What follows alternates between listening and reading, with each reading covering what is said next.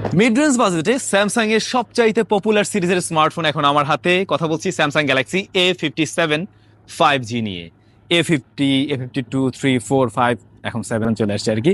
তো আমরা যেটা দেখছি ডিজাইন ওয়াইজ আগের মতোই রয়েছে, বাট হ্যাঁ ফোনটা আগের থেকে স্লিম করা হয়েছে, এটা হাতে নিলে বুঝতে পারবেন।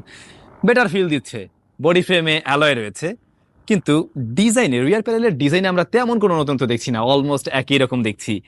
এই যে IP68 rated phone just box থেকে বের করেই চুবাই দিলাম ভাই, আর কিছু করি আর না করি এটা টেস্ট করে ফেলছি কিন্তু আমি। সুপার অ্যামোলেড প্যানেল আছে, 120 high refresh rate, full HD plus resolution.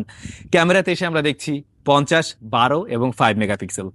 তো আগের জেনারেশন, তার আগের জেনারেশন, তার আগের জেনারেশন, এই সেম সেটআপ দেখেই তো আসছেন ভাই। একটা টেলিফটো এবারে দিতে পারতো, যদিও ফোন অনেক পাতলা করছে, বাট স্টিল আমরা আর একটু কিছু ডিমান্ড করি, তো এটাই স্বাভাবিক না?